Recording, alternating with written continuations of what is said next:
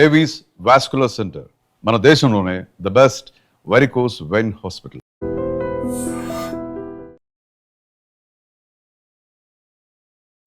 నమస్కారం అండి, నేను డాక్టర్ మోహన్ శ్రీనివాస్ మాట్లాడుతున్నానండి. ఈ మధ్య గత 4-5 రోజులుగా హైదరాబాదులో కొత్త రకమైన జ్వరం బయలుదేరిందని, దాంతో అతి ప్రమాదకరమైన జ్వరం అని, దాంతో ప్రాణాపాయం ఉందని, ప్రాణాలు పోతున్నాయని ఇత్యాది ఇంటర్నెట్లో మన యూట్యూబ్ వీడియోల్లో ఇట్లా చాలామంది చాలా వీడియోలు పెట్టడం జరుగుతుంది. సో దీంట్లో నిజానిజాలు ఎంత అని కనుక్కునే ప్రయత్నంగా ఈ వీడియో నేను రికార్డ్ చేస్తున్నాను. సో ఈ కొత్త జ్వరం అని చెప్తున్నది, దాని పేరు స్క్రబ్ టైఫస్ అనేటటువంటి ఒక జబ్బు. ఇది ఒక అంటువ్యాధి. సో మామూలుగా జ్వరం వస్తూ ఉంటుంది. ఈ జ్వరం వచ్చినప్పుడు జ్వరం కారణం ఏమిటి అని చెప్పేసి డాక్టరు మామూలుగా పరీక్షలు చెయ్యాలి. మామూలుగా జ్వరం అని వెళ్ళంగానే ఏదో మందులు రాయడం, డోలో రాయడం, యాంటీబయాటిక్లు పెట్టడం అనేది నిజానికి కరెక్ట్ సైంటిఫిక్ ట్రీట్మెంట్ కాదు. సో ఈ జ్వరం ఎందుకు వచ్చింది, జ్వరం రావడానికి మామూలు సర్ది, జలుబు కావచ్చు, క్యాన్సర్ కావచ్చు, మధ్యలో ఒక 20-30 కారణాలు ఉండొచ్చు. దానికి ఒక ఇన్ఫెక్షన్ కావచ్చు, లేకపోతే నేను చెప్పినట్టుగా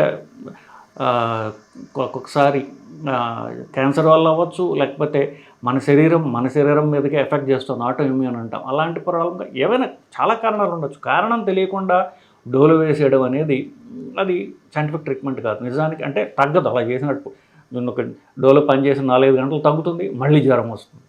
కారణం తెలియని జ్వరాల్ని పైరెక్సియా అంటే జ్వరము ఆఫ్ అన్నోన్ ఆరిజిన్, దీన్ని ఎందుకు వచ్చిందో తెలియదు అంటారు. అలాంటి యూజువల్గా మనకి తారసపడనటువంటి జ్వరాలు ఏవైతే దాంట్లో ఈ స్క్రబ్ టైఫస్ ఒకటి. ఇది మామూలుగా భారతదేశంలో అంత కామన్ కాదు. వచ్చే జ్వరాల్లో 10-20% మధ్యలో ఎక్కువ వస్తూ ఉంటుంది. అన్నిటికంటే అధికంగా తమిళనాడులో ఉంటాయి ఇట్లాంటి జ్వరాల్లో. 20% జ్వరాల్లో ఈ స్క్రబ్ టైఫస్ ఉండడం అనేది వాళ్ళు గమనించారు. సో నేను చెప్పినట్టుగా 80% మందిలో ఉండదు, 20% మందిలో ఉంటుంది. ఇంకా కొంచెం డెవలప్డ్ స్టేట్స్లో అనుకోండి ఇంకా తక్కువ ఉండే అవకాశం ఉంది. బేసికలీ ఇది ఒక క్రిమి ద్వారా వస్తుంది. ఓరియంటాలిస్ సూసుగాముషి అనేది ఒక జపనీస్ పదం, ఎందుకంటే అక్కడ ఫస్ట్ కనుక్కున్నారు కాబట్టి. ఒక క్రిమి ద్వారా ఈ జ్వరం వస్తుంది. ఆ క్రిమి మామూలుగా మనుషుల్లో ఉండదు కాబట్టే 20% ఉంటుంది జ్వరం. ఆ క్రిమి మామూలుగా ఎలుకల్లో, పొలాల్లో ఉండేటటువంటి ఎలుకల్లో, పీతల్లో అట్లాంటి వాటికి కొట్టే జ్వరం. సో ఈ ఒక ఎలుక నుంచి ఇంకో ఎలుకకి ఒక చిన్న కీటకం ఉంటుంది. ఒక మన నల్లి లాంటిది, మచ్చలు ఉంటుంది చూసారా, నల్లి లాంటి కీటకం ఒకటి ఉంటుంది. అది ఒక జంతువు నుంచి ఇంకో జంతువుకి అది అంటే ఒక జంతువుని కుట్టి ఆ రక్తం పీల్చుకుని ఇంకొక జంతువుని కుడుతుంది. అప్పుడు దీంట్లోంచి ఆ క్రిమి ఇంకొక జంతువుకి వెళ్తూ ఉంటుంది.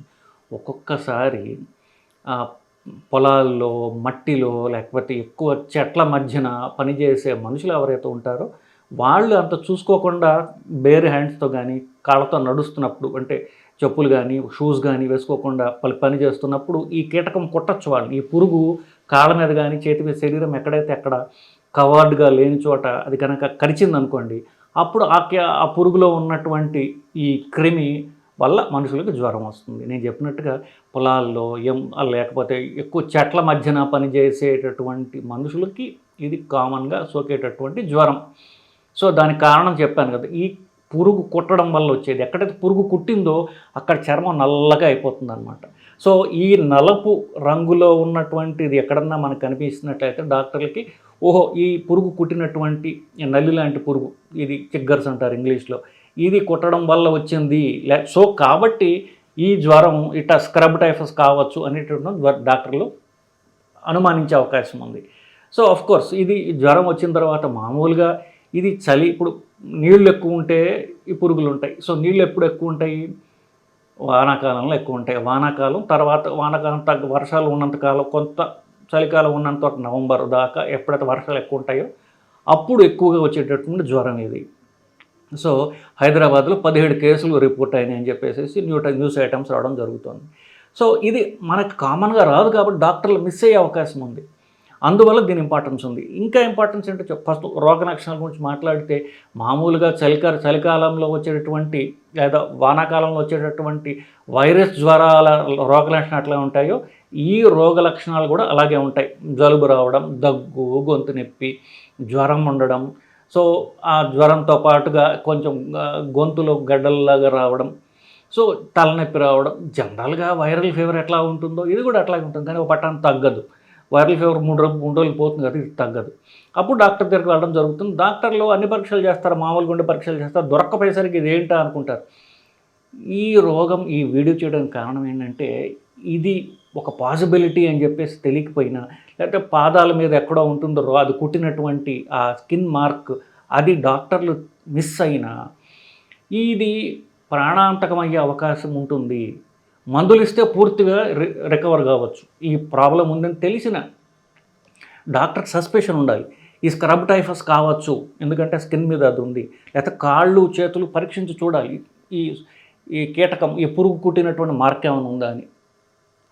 ఇది పట్టామనుకోండి, ఇది డయాగ్నోసిస్ చేసామనుకోండి, ఈ కారణం తెలిసిందనుకోండి, యాంటీబయాటిక్స్ పెట్టినట్లయితే ఇమీడియట్గా రిలీఫ్ వస్తుంది. అది డయాగ్నోస్ చెయ్యని పక్షంలో ఇది ప్రాణాంతకమయ్యే అవకాశం ఉండవచ్చు. సో ఇది స్క్రబ్ టైఫస్ యొక్క ఇంపార్టెన్స్ ఏంటి.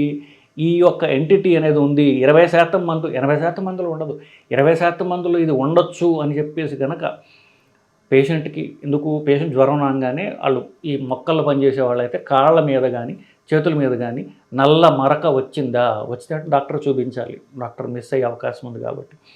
సో ఆ డాక్టర్ చూసి ట్రీట్మెంట్ పెడితే పూర్తిగా ఇంప్రూవ్ అవుతారు, లేకపోతే ప్రాణాపాయం ఎదుర్కోవాల్సిన అవసరం రావచ్చు అనేటటువంటిది ఇది మోస్ట్ ఇంపార్టెంట్ అనమాట. మామూలుగా జ్వరం వస్తే ఇది ఏదో సర్ది కావచ్చులేదు, నేను యాంటీబయాటిక్ తగ్గకపోతే యాంటీబయాటిక్ తగ్గనే ఉంది ఇంకా టీబీ అని చెప్పేసి టీబీ మందులు ఇక్కడ కూడా తెలియకపోతే అప్పుడు వెళ్తారు. ఈలోపుగా జరగాల్సిన డ్యామేజ్ జరుగుతుంది. సో ఇది మా ప్రజలకి డాక్టర్ తెలిసేది ఏంటంటే ఇది అంత రేర్ ఫీవర్ కానీ ప్రాణాంతకమయ్యే ఫీవర్. సో దీని గురించి డాక్టర్లకి అలాగే ప్రజలకి తెలుసుకోవాల్సిన అవసరం ఉంది కాబట్టి ఈ వీడియో చేయడం జరుగుతుంది.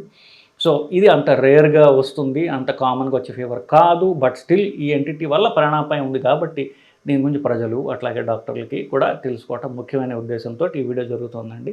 హోప్ ఈ వీడియో వల్ల మీకు డాక్టర్లు కానివ్వండి, పేషెంట్లకు కానివ్వండి, ఈ యొక్క ఎంటిటీ ఉందని తెలియడం వల్ల కొన్ని ప్రాణాలను కాపాడబడతాయనే ఉద్దేశంతో నేను ఈ వీడియో చేస్తున్నానండి. నమస్కారం. Sir, one life lesson what medicine has taught you. Whatever you can do without expecting.